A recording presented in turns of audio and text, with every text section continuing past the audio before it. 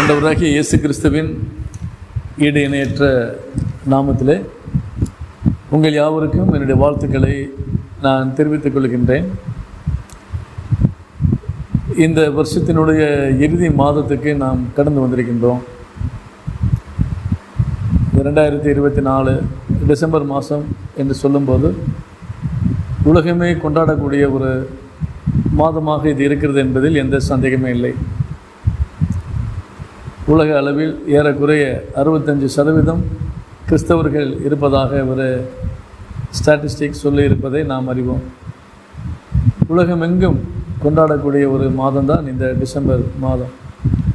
இப்போ இந்த மாதத்துடைய சிறப்பு என்ன என்று கேட்டால், உலக இரட்சகர் கர்த்தராகிய இயேசு கிறிஸ்து பிறந்த ஒரு மாதமாக இது கருதப்படுகிறது.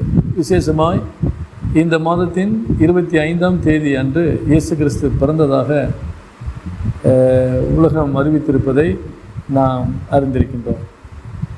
உலக இரட்சகர் வானத்தையும் பூமியும் படைத்த சர்வ சக்தியுள்ள மகா இறைவன் இந்த உலகத்தில் பிறந்தார். அதில் எந்த சந்தேகமே இல்லை. அந்த பிறப்பின் நாள் 25ஆவது நாளாக அந்த டிசம்பர் மாதம் 25ஆக அது கொண்டாடப்பட்டு வருகிறது. உலகத்துக்கு இறைவன் மனிதனாய் வந்தார் என்ற ஒரு செய்தி ஒரு மிகப்பெரிய ஒரு நற்செய்தி தான் என்பதை நாம் அறிய வேண்டும்.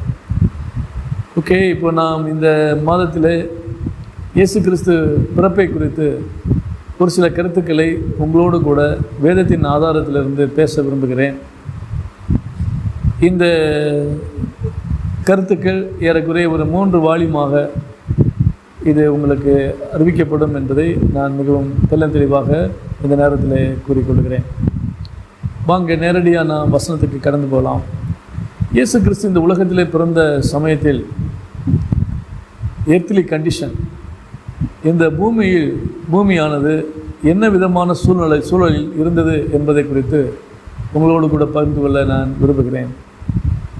அடுத்தாற் போல் த ஹெவன்லி ஆக்டிவிட்டீஸ், பரலோகத்தில் என்ன நடவடிக்கைகள் எடுக்கப்பட்டிருந்தது, என்ன செயல்பட்டு கொண்டு பரலோகம் எப்படி செயல்பட்டது என்பதை குறித்தும் உங்களோடு கூட பகிர்ந்து கொள்ள நான் விரும்புகிறேன். மாத்திரமல்ல, the great fact in this world, இந்த உலகத்தில் மிக பெரிய ஒரு உண்மை, ஒரு சத்தியம், ஒரு மெய்ப்பொருள் இந்த பூமியிலே காணப்பட்டது. அந்த பெரிய சத்தியம் என்ன என்பதையும் உங்களோடு கூட பகிர்ந்து கொள்ள நான் விரும்புகின்றேன். இப்போ நான் சொன்ன இந்த தலைப்புகளிலே எல்லாவற்றுக்கும் ஆதாரங்கள் வேத புத்தகம் தான் என்பதை நாம் அறிய வேண்டும்.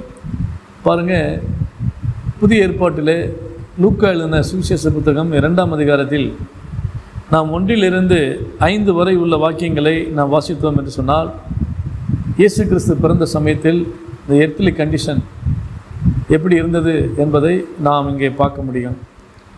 அதே போல் 6ஆம் வாக்கியத்திலிருந்து 7ஆம் வாக்கியம் வரைக்கும் நாம் வாசித்தோமானால், இந்த உலகத்தில் நடந்த மிகப்பெரிய உண்மை, the great fact in this world, அது என்ன என்பதை 6-7 வசனங்கள் தெளிவாக நமக்கு எடுத்துரைக்கிறதை நாம் அறிய முடியும். அதே போல் 8ஆம் வாக்கியத்திலிருந்து ஏறக்குறைய 19ஆம் வாக்கியம் வரைக்கும் உள்ளதான வாக்கியங்களை நாம் வாசித்து ஆராய்ந்து வருமானால், த ஹெவன்லி ஆக்டிவிட்டீஸ், பரலோகத்தில் நடைமுறைகள் எப்படி இருந்தது என்பதை இந்த வசனத்தின் மூலமாக நாம் பார்க்க முடியும். இப்போ முதலாவது நான் உங்களோடு கூட பகிர்ந்து கொள்ளப் போவது என்னவென்று கேட்டால், இயேசு கிறிஸ்து பிறந்த சமயத்தில் இந்த உலகத்தில் இந்த பூமியிலே என்ன விதமான சூழல் இருந்தது என்பதை உங்களோடு கூட நான் பகிர்ந்து கொள்கிறேன். அதற்கு ஆதாரமாக ஓரிரு வாக்கியங்களை நாம் வேத புத்தகத்திலிருந்து நாம் வாசிக்கலாம். லூக்கா 2:1 ஒரு சில வாக்கியம். அந்நாட்களில் உலகம் எங்கும் குடிமதிப்பு எழுதப்பட வேண்டும் என்று அகஸ்து ராயனால் கட்டளை பிறந்தது. சீரியா நாட்டிலே சிரேனியு என்பவன் தேசாதிபதியாக இருந்தபோது இந்த முதலாம் குடிமதிப்பு உண்டாயிற்று. அந்தப்படி குடிமதிப்பு எழுதப்படும்படிக்கு எல்லாரும் தங்கள் தங்கள் ஊர்களுக்கு போனார்கள். அப்பொழுது யோசேப்பும் தாவீதின் வம்சத்தானும் குடும்பத்தாருமாக இருந்தபடினாலே தனக்கு மனைவியாக நியமிக்கப்பட்டு கர்ப்பவதியாக வான மரியாளுடனே குடிமதிப்பு எழுதப்படும்படி கலிலேயா நாட்டில் உள்ள நாசரேத்தூரிலிருந்து யூதேயா நாட்டில் உள்ள பெத்லகேம் என்னும் தாவீதின் ஊருக்கு போனான். தேவன் தாம் இந்த வார்த்தைகளை நமக்கு ஆசீர்வதித்து கொடுப்பாராக. அன்பரே, நான் ஏற்கனவே சொன்னபடி இந்த earthly condition, when our Lord Jesus was born in this world. இந்த உலகத்தில் இயேசு கிறிஸ்து பிறந்த சமயத்தில் இந்த பூமி என்ன விதமான சூழலில் இருந்தது என்பதை நாம் பார்க்க முடியும். அதற்கு இந்த முதல் 2 வாக்கியங்கள் நமக்கு சாட்சி. அந்நாட்டில் உலகமெங்கும் குடிமதிப்பு எழுதப்பட வேண்டும் என்று அகஸ்து ராயனால் கட்டளை பிறந்தது என்று நாம் இங்கே வாசிக்கின்றோம். இந்த அகஸ்து ராயன் யார்? உலக வரலாற்றை நாம் திருப்பி பார்ப்போம் என்று சொன்னால், இயேசு கிறிஸ்து பிறந்த சமயத்தில் உலகமெங்கும் அரசாட்சி செய்து கொண்டிருந்ததான ஒரு பெரிய சாம்ராஜ்யம்தான் ரோம் சாம்ராஜ்யம் என்பதை நாம் அறிய முடியும். உலகத்தில் மிகப்பெரிய சாம்ராஜ்யங்கள் தோன்றியது. எகிப்திய சாம்ராஜ்யம், அசீரிய சாம்ராஜ்யம், பாபிலோனிய சாம்ராஜ்யம், மேதிய பெர்சிய சாம்ராஜ்யம், கிரேக்க சாம்ராஜ்யம். அதற்கு அடுத்து தான் ரோம் சாம்ராஜ்யம் உலகத்தில் அறிமுகப்படுத்தப்பட்டது என்பதை நாம் அறிய முடியும். அந்த ரோம் சாம்ராஜ்யம் காலகட்டமானது இரும்பு கரத்தால் உலகத்தை ஆட்சி செய்த காலகட்டமாகும். அந்த காலகட்டத்தில் தான் இயேசு கிறிஸ்து பிறந்தார். இது நான் சொல்லவில்லை, உலக வரலாறு கூறுகின்ற மிகப்பெரிய ஒரு சான்றாகும். இந்த வேத புத்தகத்தில் நாம் வாசித்த வேத வாக்கியங்கள் லூக்கா எழுதின சுவிசேஷ புத்தகத்திலிருந்து நாம் வாசித்த வார்த்தைகளாகும். இந்த லூக்கா யார் என்று கேட்டால், அவர் 1வது நூற்றாண்டிலே இயேசு கிறிஸ்து பிறந்த காலகட்டத்தில் அவர் வாழ்ந்த மனிதர். அவர் ஒரு மருத்துவராக காலத்திலே காணப்பட்டார் என்று அவருடைய ஏட்டு குறிப்புகள் கூறுகின்றன. மாத்திரமல்ல, அவர் ஒரு வரலாற்று ஆசிரியராகவும் காணப்பட்டார் என்றும் அவரை குறித்ததான குறிப்புகள் வரைந்துள்ளது. மாத்திரமல்ல, ஹெரோடஸ் என்று சொல்லக்கூடிய கிரேக்க வரலாற்று பேராசிரியரும் அக்காலத்திலே வாழ்ந்து வந்தார். அது மாத்திரமல்ல, ஜோசிஃபஸ் என்று சொல்லக்கூடிய யூத வரலாற்று ஆசிரியரும் அக்காலத்திலே இருந்ததாக நாம் உலக வரலாற்றை புரட்டி பார்க்கும்போது நம்மாலே புரிய முடியும். இவர்கள் கூறக்கூடிய கருத்துக்கள் எல்லாம் இயேசு கிறிஸ்து இந்த உலகத்திலே பிறந்தார் என்பதற்கு மிகப்பெரிய அணித்தரமான கருத்துக்களையும் சான்றுகளையும் அவர்கள் வரலாற்று புத்தகத்தில் அவர்கள் பதித்துள்ளார்கள் என்பதில் எந்த சந்தேகமில்லை.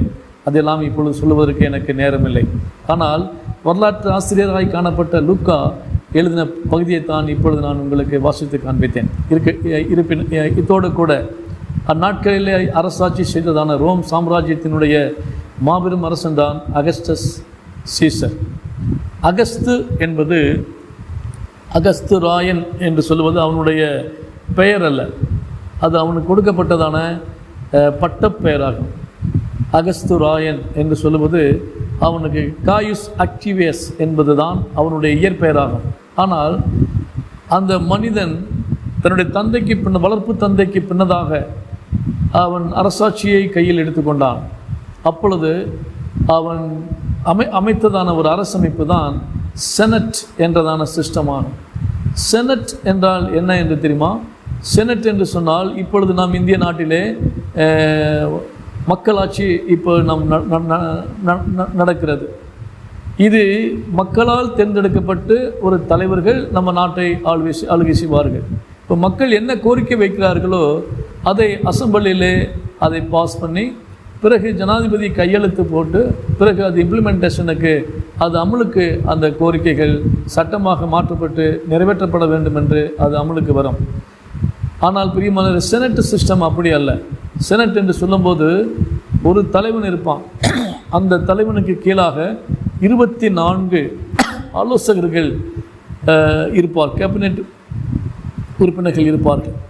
இப்போ அந்த 24 ஆலோசகர்களும் நீங்கள் பார்ப்பீர்கள் என்று சொன்னால், மக்களுக்கு என்ன கோரிக்கை இருக்கிறதோ அதை அவர்கள் அங்கே ஆலோசனை செய்து அரசனிடத்தில் அனுமதி கேட்டு அதை அமலுக்கு கொண்டு வர மாட்டார்கள். அரசன் என்ன நினைக்கிறானோ மனசிலே அதை அந்த ஆலோசகர்கள் 24 பேரிடத்தில் அவன் கூறுவான். அந்த ஆலோசகர்கள் அரசன் என்னிட அந்த எண்ணத்தை அவர்கள் சட்டமாக மாற்றி அவர்கள் தேசத்தில் அதை நிறைவேற்ற இராணுவ பொறுப்போடு கூட அதை அனுப்புவார்கள். இதுதான் செனட் சிஸ்டம் என்று சொல்லுவது.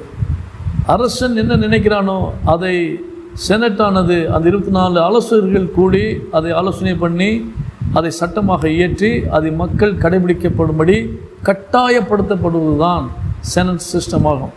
இதற்கு ஒரு தலைவன், அந்த தலைவனுக்கு பெயர்தான் அகஸ்டஸ் என்பதாகும். அவனுடைய தந்தை பெயர் சீசர். ஆகையினாலே அகஸ்டஸ் சீசர் என்று தனக்கு கொடுக்கப்பட்ட அதிகாரத்தின் பட்டத்தையும் அவன் தந்தை பெயரையும் சேர்த்து சொல்லப்பட்ட வார்த்தை தான் அகஸ்டஸ் சீசர் என்பதாகும். பிரியமானவரே, இந்த மனுஷனுடைய காலகட்டமானது ஏறக்குறைய கிமு 27வது ஆண்டு தன்னுடைய ஆட்சியை அவன் பிடித்தான். ஏறக்குறைய 41 ஆண்டுகள் அந்த ரோம் சாம்ராஜ்யத்தினுடைய தலைவனாக இருந்து இந்த உலகத்தை அவன் ஆளுகை செய்து வந்தான். இந்த உலகம் என்று சொல்லுவது ஆப்பிரிக்கா, ஆசியா, ஐரோப்பா, இந்த 3 கண்டங்கள் சேர்ந்துதான் அந்த காலத்தில் உலகமாக காணப்பட்டது. பிரியமானவர், இந்த காலகட்டத்தில் இந்த சாம்ராஜ்ய தலைவன் அகஸ்டஸ் சீசஸ் என்ன சொல்லுகிறானோ அதுதான் இந்த உலகமானது கடைபிடிக்க வேண்டும், கீழ்ப்படிய வேண்டும். நீரில் வாழக்கூடியதான ஜீவராசிகள், நிலத்தில் வாழக்கூடிய ஜீவராசிகள், ஏன் தாயின் கற்பத்தில் இருக்கிற குழந்தை கூட இவனை கேட்டுத்தான் பிறக்க வேண்டும், அல்லாவிட்டால் பிறக்கக்கூடாது. அந்த அளவுக்கு அதிகாரம் படைத்தவனாகத்தான் இந்த அகஸ்டஸ் சீசர் அந்த காலகட்டத்தில் அவன் காணப்பட்டான். இவன் மரணப்படுக்கையிலே ஒரு கட்டளை கொடுத்தான் தன்னுடைய சக்சஸர்களை அழைத்து. என்ன கட்டளை தெரியுமா? அந்த கட்டளையினுடைய அம்சம் நமக்கு அது ஆச்சரியமாக அது காணப்படும்.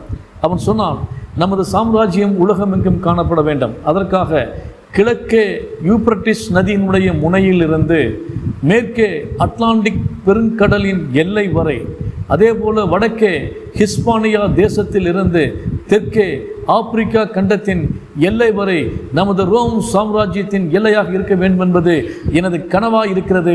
உங்களை நம்புகிறேன், இந்த கனவை நீங்கள் வருங்காலத்தில் நிறைவேற்ற வேண்டும் என்று கட்டளை கொடுத்து அவன் மரித்தான். அன்பரே, இப்பேற்பட்டதான மிகப்பெரிய ஒரு கனவு, இப்பேற்பட்ட மிகப்பெரிய ஒரு கோல், மிகப்பெரிய ஒரு திட்டம் அவன் மனசிலே காணப்பட்டது. அவன் சாம்ராஜ்யத்தை உலகம் எங்கும் அது பரப்பப்பட வேண்டும், அவனுடைய சாம்ராஜ்யம் உலகம் எங்கும் இருக்க வேண்டும் என்று அவன் அந்த நாட்களில் கனவு கண்டான். இந்த கனவு எப்பொழுது நிறைவேறினது தெரியுமா? அவனுக்கு பின்னால் வந்த அரசர்கள், சாம்ராஜ்ய தலைவர்கள், அவன் பின்னால் வந்த அநேக ராஜாக்கள், சாம்ராஜ்ய தலைவர்களுக்கு பின்னால் வந்தவன் தான் அக்ரிகோலா என்றதான ஒரு அரசன். கிபி 78 அவன் தன் ஆட்சியை பிடித்தான். அந்த காலத்தில் தன்னுடைய குரு, தன்னுடைய அகஸ்டஸ் சீசர் சொன்னதான கட்டளையை அவன் அன்றைக்கு நிறைவேற்றினான். அன்றைக்கு சொன்ன அந்த கட்டளை அக்ரிகோலா காலகட்டத்தில் 1வது நூற்றாண்டிலேயே நிறைவேற்றப்பட்டது. கிழக்கே யூப்ரட்டிஸ் நதி முதற்கொண்டு மேற்கே அட்லாண்டிக் கடலின் எல்லை வரை அவன் ராஜ்யத்தை பரப்பினான். வடக்கே ஹிஸ்பானியா முதல் தெற்கே ஆப்பிரிக்கா கண்டத்தின் எல்லை வரை தன்னுடைய ரோம் சாம்ராஜ்யத்தின் எல்லையை அவன் பிடித்தான். அன்பரே, உலக வரலாற்றிலே காணப்பட்டதான சாம்ராஜ்ய தலைவர்களுடைய கனவுகளும் அவர்கள் எதிர்கால திட்டங்களும் அவருடைய மனதில் இருந்ததான மகா பெரிய பாரங்களையும் நாம் இங்கே காண்கின்றோம்.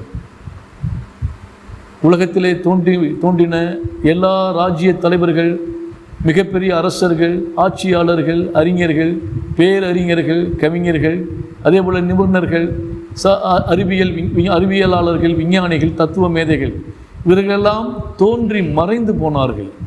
அவர்களுடைய கொள்கைகள், அவருடைய திட்டங்கள், தீர்மானங்கள் எல்லாம் நிறுத்தப்பட்டும் அழிக்கப்பட்டும் இருப்பதை நாம் கண்ணாலே பார்க்க முடியும். ஆனால் நண்பரே, உலகத்திலே ஒரு மாபெரும் தலைவர் தோன்றினார். அவர்தான் கர்த்தராகிய இயேசு கிறிஸ்து. அவர் உலக இரட்சகர். இந்த உலகத்தை உண்டாக்கின மாபெரும் சிருஷ்டி கர்த்தர். இந்த ராஜ்யங்களெல்லாம் இரும்பு கரத்தில் உலகத்தை ஆண்டு வந்தால், இயேசு கிறிஸ்து தன் அன்பினால் இந்த உலகத்தை இன்று வரை அவர் ஆளுகை செய்தே வருகிறார்.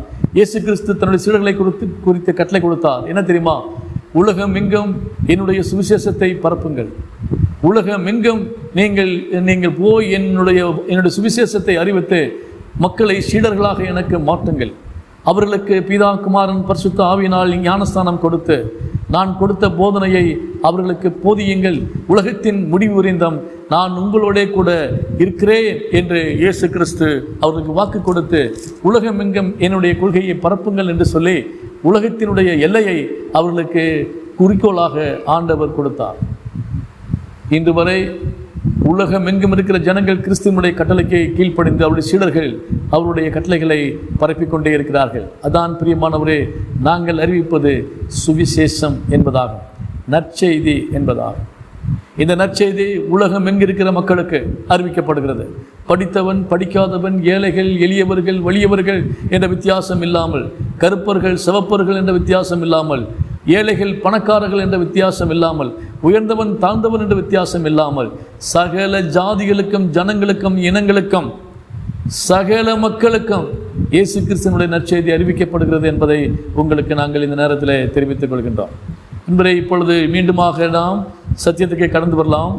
இந்த சத்தியம் இந்த காலகட்டத்தில் தான், அகஸ்டஸ் சீசனுடைய மகா பெரிய இரும்பு கரத்தில் ஆளுகை செய்யப்பட்டிருக்கின்ற அந்த கொடிய காலகட்டத்தில் தான் இயேசு கிறிஸ்து பிறந்தா என்பதிலே எந்த சந்தேகமில்லை. சரித்திரம் கூறும் சான்றாக இது விளங்குகிறது என்பதை நாம் அறியலாம். வாருங்கள், இப்போ 1ஆம் வாக்கியத்தில் வாசிக்கின்றோம்.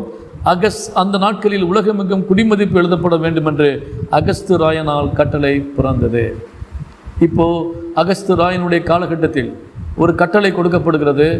உலகம் எங்கும் குடிமதிப்பு எழுதப்பட வேண்டும், சென்சஸ் எடுக்கப்பட வேண்டும் என்று எங்கே கட்டளை கொடுத்ததாக வரலாறு கூறுகிறது.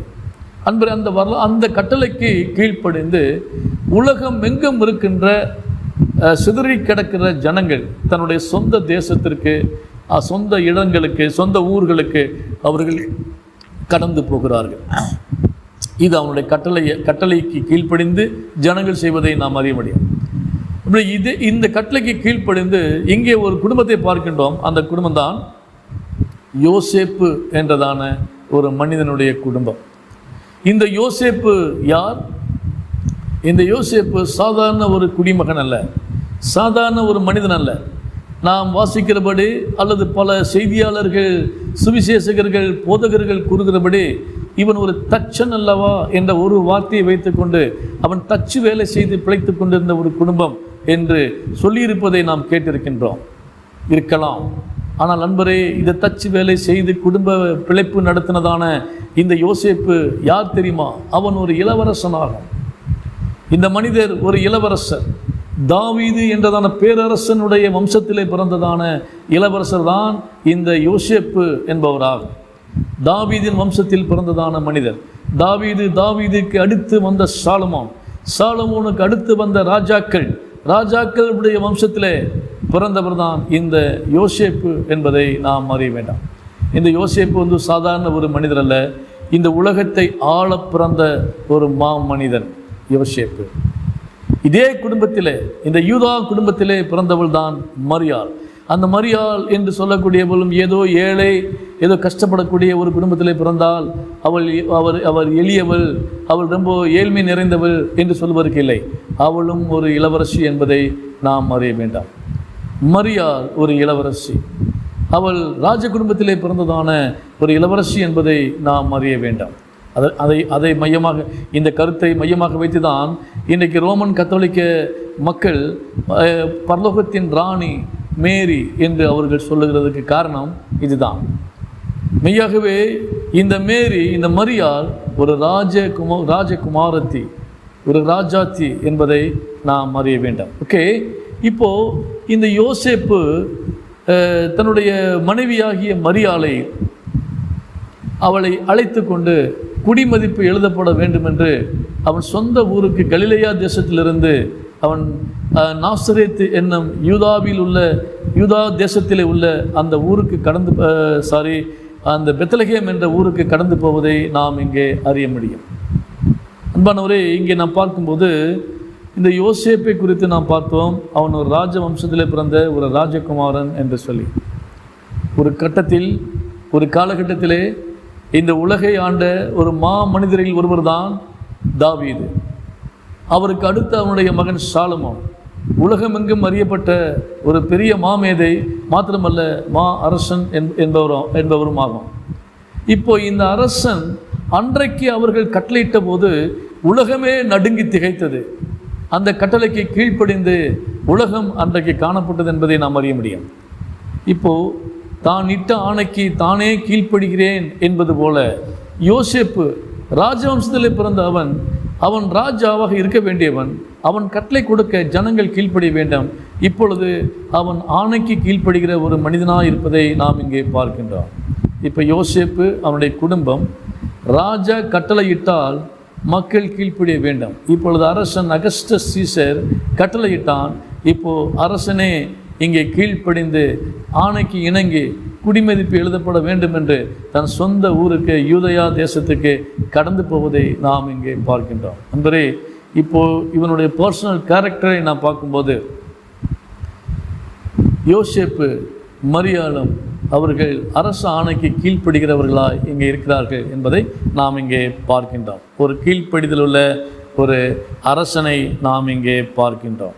பிரியமானவரே, மாத்திரமல்ல, இனி அடுத்து மரியாள் அவளும் அங்கே கீழ்ப்படிந்து, ராஜகுமாரத்தியாகி அவள் கீழ்ப்படிந்து அவளும் தன்னுடைய சொந்த ஊருக்கு தன் கணவனோட கடந்து போவதை நாம் இங்கே பார்க்கின்றோம். இந்த விஷயத்தை நான் கொஞ்சம் கற்பனை பண்ணி பார்க்கின்றேன்.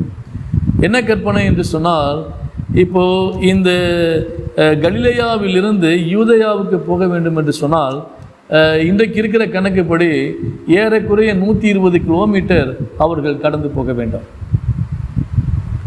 120 கிலோமீட்டர் அவர்கள் கடந்து போக வேண்டும். மேலிருந்து கீழே அவர்கள் இறங்கி வர வேண்டும். இப்போ பாருங்கள், இந்த மரியாள் தன் சொந்த நாட்டுக்கு, அங்கே இருக்கிற தன்னுடைய சொந்த ஊருக்கு அந்த மரியாள் கடந்து போவதை நாம் பார்க்கிறோம். இப்போது மரியாள் கடந்து போகும்போது எப்படி போகிறாள்? அவளது கற்பத்தில் உலக இரட்சகர் இருக்கிறார் என்பதை நாம் அறியலாம். உலக இரட்சகர், வானத்தையும் பூமியும் படைத்த சர்வசக்தியுள்ள மகா இறைவன் இந்த மரியாளுடைய வயிற்றிலே அவள் கற்பந்தரித்து மரியாள் கற்பந்தரித்து மரியாளுடைய வயிற்றிலே உலக இரட்சகர், உலக கடவுள் அங்கே இருக்கிறார் என்பதை நாம் இங்கே அறிய முடியும். அன்பரே, இதை நினைக்கும் போது முன்னொரு காலத்தில் இவர்களுடைய முன்னோர்கள் எகிப்து தேசத்திலிருந்து இங்கே கானான் தேசத்துக்கு அவர்கள் புறப்பட்டு வரும் பொழுது ஆசரிப்பு கூடாரத்தை அவர்கள் ஸ்தாபித்தார்கள்.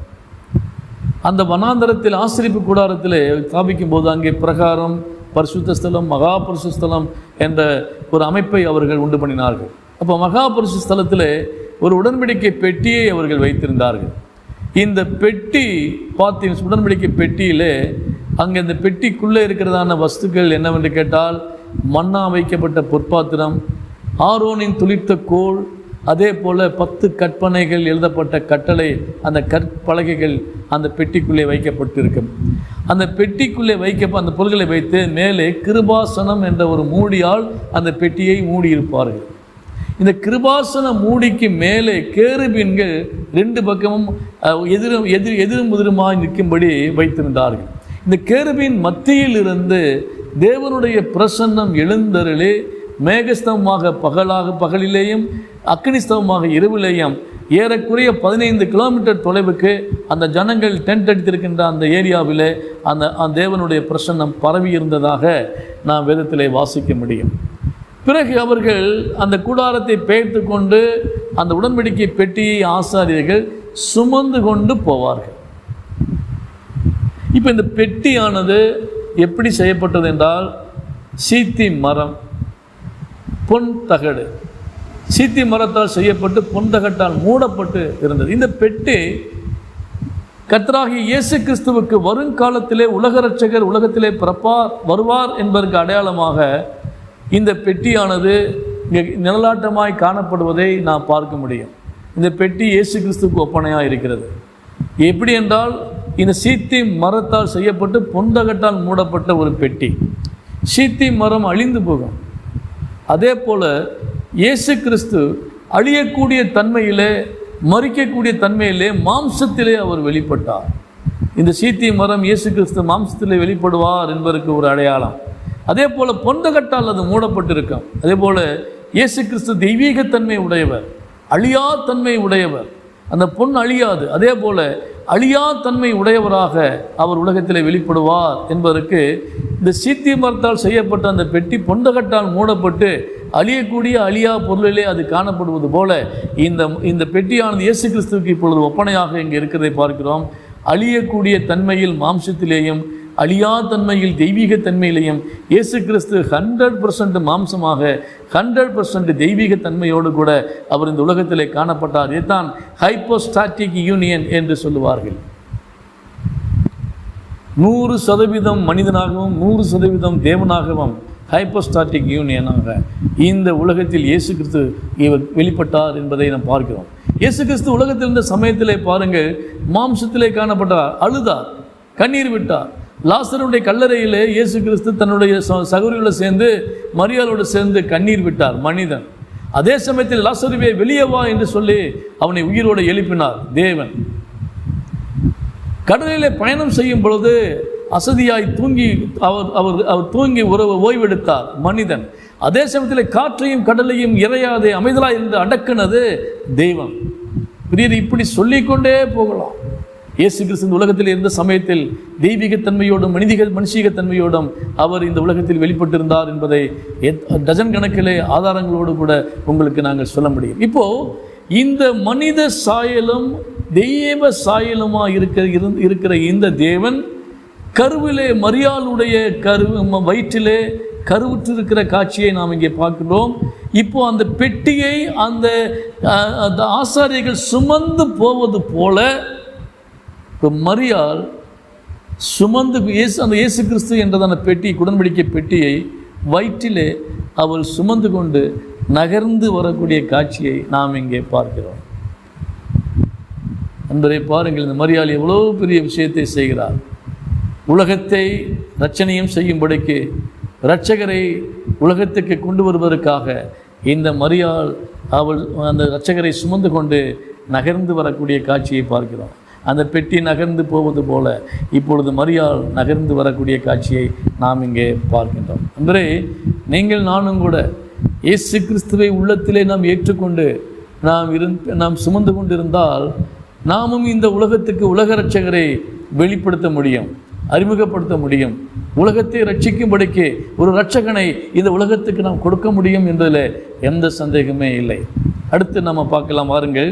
இப்போது மரியாள் இங்கே அந்த பெட்டியை சுமந்து கொண்டு அவள் அப்படியே இங்கே யூதயா தேசத்துக்கு வரக்கூடியதை நாம் இங்கே பார்க்கின்றோம். ஓகே, அடுத்து நாம் என்ன சொல்கிறேன் என்று கேட்டால், யூதயா தேசத்துக்கு வந்த பிற்பாடு அந்த கலிலேயா நாட்டில் உள்ள நாசரேத்திலிருந்து யூதயா நாட்டில் உள்ள பெத்லெகேம் என்னும் தாவீதின் ஊருக்கு போனாள் என்று வாசிக்கிறோம். அந்த பிரியரே, இந்த தாவீதின் ஊர், இந்த பெத்லெகேம் யாருடைய ஊராக இருக்கிறது? தாவீதின் ஊராக இருக்கிறது. இந்த பெத்லெகேம் என்று சொன்னால் என்ன? பெத்லெகேம் என்று சொன்னால் அப்பத்தின் வீடு என்பதாகும். பெத் என்று சொன்னால் வீடு என்பதாகும். ஹேம் என்றால் அப்பம், அப்பத்தின் வீடு. அந்த காலத்தில் தாவீது பிறந்த வீடு தான் அது. தாவீது தன் சொந்த வீட்டை என்ன செய்தான் கேட்டால், அவன் அரசாட்சி செய்து கொண்ட சமயத்தில் அந்த சொந்த வீடு அது ஒரு பெரிய மாளிகையாக அவன் கட்டி எழுப்பினான். பெரிய மாளிகையாக கட்டி எழுப்பி அதில் தானிய கிடங்குகளை அவன் செய்திருந்தான்.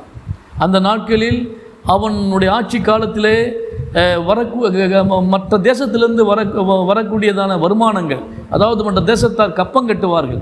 அந்த கப்பம் கட்டும் பொழுது பொன்களையும் பொருள்களையும் தானியங்களையும் விலையுயர்ந்த பொருள்களையும் கப்பமாக கொண்டு வருவார்கள் அந்த தாவீதினுடைய அரசாட்சி காலத்தில். அதே போல் சாலமோன் காலத்திலையும் அவ்வாறே நடந்தது. இப்போ வரக்கூடிய தானியங்களை எல்லாம், தேசத்தில் விளையக்கூடிய தானியங்களை எல்லாம் பெத்லெகேமிலே தன்னுடைய சொந்த இடத்திலே கட்டி வைத்திருந்ததான தானிய கிடங்கிலே அதை போட்டு பாதுகாத்து வைத்திருப்பான்.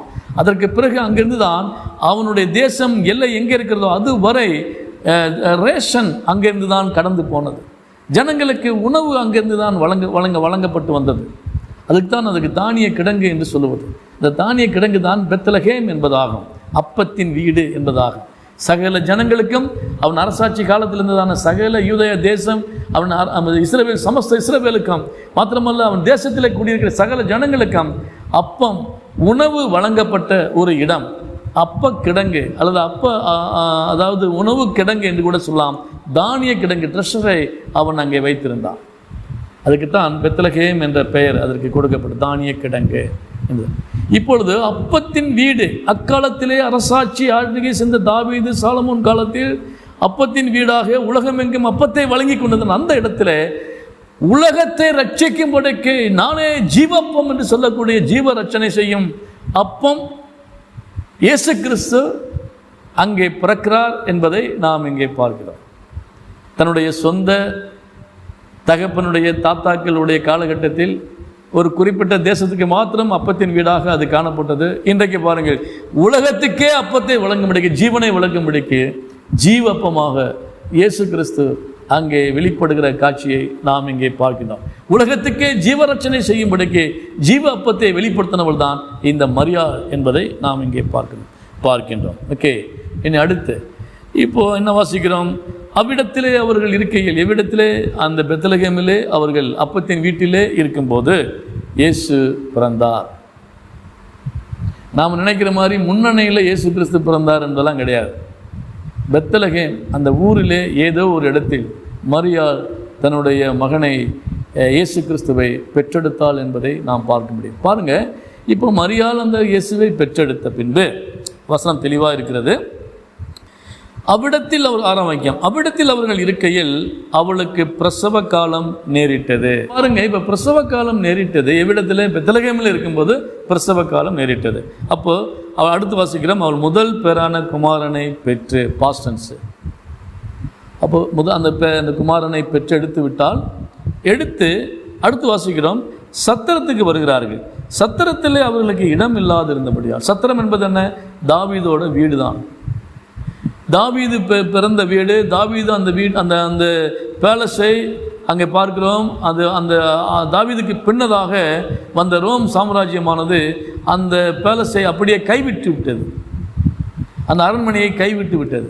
அதனாலே போகிறவர்கள் வருகிறவர்கள் அதை ஒரு மடமாக, அதை சத்திரமாக பயன்படுத்தி விட்டார்கள். வரவர்கள் போகிறவர்கள் பயன்படுத்தார்கள். சாலமோன் காலத்தில் அது குதிரை லாயங்களும் கட்டப்பட்டு குதிரை லாயமாக அது காணப்பட்டது. போர் பயிற்சி எடுக்கக்கூடிய பயிற்சியகமாக அது காணப்பட்டது. ஆனால் அதற்கு பிறகு அந்த கிரவுண்டு மற்றபடி அந்த பேலஸ் எல்லாம் அவருக்கு ரோம் சாம்ராஜ்ய காலகட்டத்தில் அது போகவும் வரவும் இருக்கின்ற மக்கள் பயன்படுத்தக்கூடிய ஒரு சாதாரண ஒரு தங்கும் விடுதியாக அது மாற்றப்பட்டு விட்டது. அதைத்தான் இங்கே ஆங்கிலத்திலே அறைக்கு இன் என்று அங்கே ஆங்கிலத்தில் எழுதப்பட்டிருக்கிறது. ரூம் என்ற இல்லை, இன். என்னன்னு சொன்னால் சாம்பர்ஸ், அதாவது பேலஸில் இருக்கக்கூடிய அரண்மனைகளில் காணப்படக்கூடிய அறைகள் என்பதாகும். இப்போ இங்கே இந்த குடிமதிப்பு எழுதுகிற காலகட்டத்தில் இவள் வந்ததால் அநேகர் அங்கே வந்து தங்கிவிட்டார்கள். ஆகையினாலே உள்ளே சென்று தங்குவதற்கு, பாதுகாப்பாக இருப்பதற்கு அங்கே அறைகள் இல்லை. ஆகையினாலே அந்த அரண்மனைக்கு முன்னால் இருக்கிற கிரவுண்டில் இந்த கழுதைகள், குதிரைகள், போக்குவரத்துக்காக பயன்படுத்தப்படும் வாகனங்கள் அங்காங்கே அந்த லாயங்களிலே கட்டப்பட்டு இருக்கும்.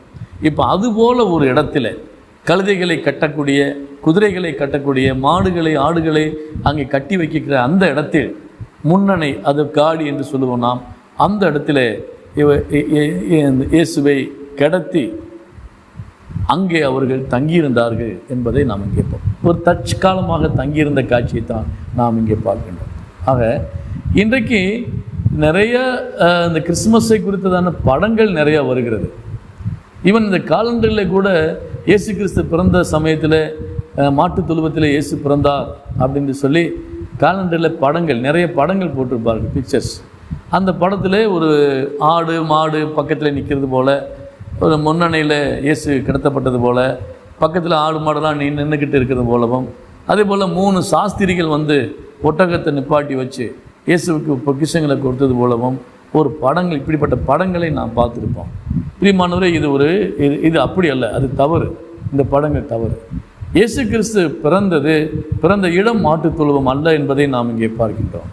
மாட்டுத் தொழுவத்திலே கிடத்தப்பட்டார். நினச்சி பாருங்கள், இவன் மரியாள் அவ்விடத்திலே வந்தபோது பெற்றெடுத்து சேம்பரில், அதாவது அரண்மனையிலே அந்த இடம், பேலஸில் வந்து இடம் இல்லாததால் அவர்கள் முன்னணியிலே வந்து இயேசுவை கிடத்தினார்கள் என்று வாசிக்கிறோம்.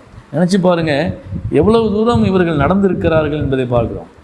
ஒரு பெண் பெயர்காலம் எடுத்த பிற்பாடு, ஒரு பெண் பிரசவம் பண்ண பிற்பாடு, ஒரு குழந்தை பெற்றெடுத்த பிற்பாடு உடனே அவளால் நடக்க முடியுமா? சொல்லுங்க பார்க்கலாம். உடனே நடக்க முடியுமா? என்னை பொறுத்த வரைக்கும் இந்த காலத்து பெண்கள் 1 மாதத்துக்கு கூட நடக்க மாட்டாங்க. ஆனால் அக்காலத்திலே கொஞ்சம் வலிமையுள்ள பெண்கள், சகோதரிகள் ஸ்திரீகள் இருந்தார்கள். அவர்கள் பெற்றெடுத்து ஒரு நாள், ஒரு 2 நாளாவது அவர்கள் ரெஸ்ட் எடுத்து அடுத்த 3ஆவது நாள் ஒரு வேளை நடக்கலாம். வலிமையுள்ள பெண்கள். சில சமயத்தில் 1 வாரம் எடுக்கும். அன்பரே பாருங்கள், இப்போது இங்கே வாசிக்கிறோம், அந்த பெண்மணி மரியாள் இயேசுவை பெற்றெடுத்த பின்பு சத்திரத்துக்கு வந்து இடம் தேடுகிறார்கள். அங்கே இல்லாதிருந்தபடியால் அடுத்து அவர்கள் நடந்து போய் அவர்கள் முன்னணியிலே இயேசுவை கிடத்தினார்கள் என்று வாசிக்கிறோம். இப்போ உடனே அந்த பிறந்த உடனே மரியாள் தூக்கி கொண்டு அந்த குழந்தையை தூக்கிக்கிட்டு அங்கே அறைகளை தேடி போனார்களா என்றால் இல்லை. எத்தனை நாள் எடுத்திருக்குமோ தெரியவில்லை. எத்தனை நாள் பெற்றெடுத்த பின்பு அந்த மனுஷை ரெஸ்ட் எடுத்திருப்பாலோ தெரியாது.